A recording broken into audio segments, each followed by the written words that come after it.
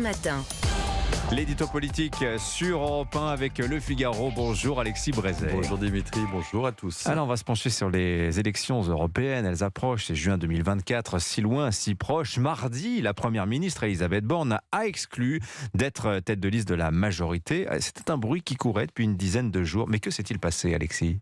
Dimitri, c'est passé quelque chose de très simple. C'est qu'Elisabeth Borne n'a jamais eu la moindre intention de conduire cette liste, qu'elle a fort bien compris que cette idée n'était poussée auprès de l'Élysée, et sans doute au sein même de l'Élysée, uniquement par ceux qui rêvent une fois encore de la déloger de Matignon. Et comme elle est bien décidée à rester Premier ministre, elle est allée à Strasbourg pour tordre définitivement le cou à cette méchante idée.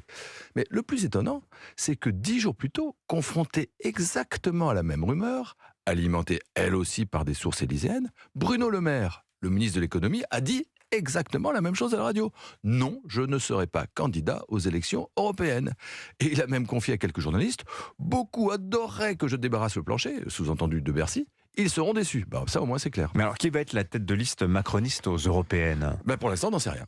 L'affaire n'est pas tranchée, et la vérité, c'est qu'on ne se bouscule pas au portillon. Et il est vrai que cette façon qu'on a à l'Élysée d'envisager la question comme on gère le recyclage des encombrants n'est pas de nature à susciter des foules de vocations. Donc, Agnès Pannier-Runacher, la ministre des Transports, de la Transition énergétique, dont on disait qu'elle pourrait être intéressée, a dit qu'il n'en était rien.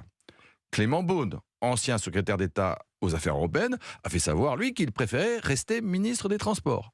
Et même le commissaire européen Thierry Breton, dont il se murmurait qu'il pourrait se lancer, déclare ce matin dans le Figaro qu'il n'est pas candidat.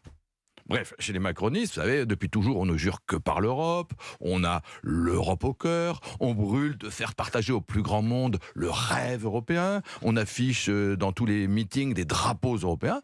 Mais enfin, quand il s'agit d'aller à la bataille, c'est plutôt courage fuyant. Et tout ça pourquoi ?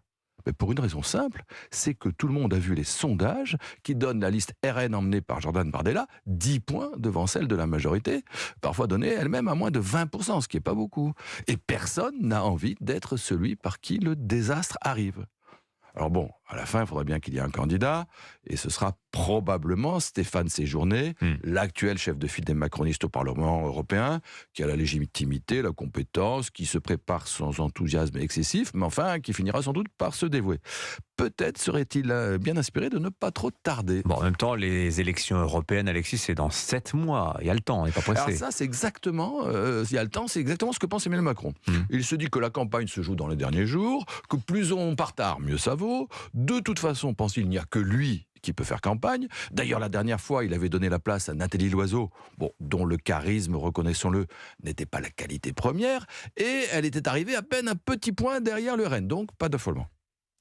Alors tout ça, c'est pas faux, mais le chef de l'État devrait tout de même se méfier. D'abord, parce que le 9 juin 2024, les Gilets jaunes ne seront pas là comme en 2019, enfin on peut l'espérer, pour lui offrir sur un plateau le parti de l'ordre. Et pour son camp, ce sera plus compliqué. Ensuite, parce que cette fois, il joue beaucoup plus gros. Les élections européennes, ne l'oublions pas, c'est le dernier rendez-vous national avant la fin de son second mandat. Si la liste d'Emmanuel Macron fait bonne figure, le président peut espérer retrouver un peu d'oxygène jusqu'à 2027. Mais si cette liste est humiliée, pour lui, ce sera le début de la fin. D'où l'importance de la tête de liste. On revient au point de départ. Merci beaucoup Alexis Brézet, l'édito politique sur Europe 1. La une du Figaro ce matin, reportage passionnant à côté de l'armée israélienne dans Gaza dévastée. Dernier combat avant la trêve humanitaire reporté donc à demain.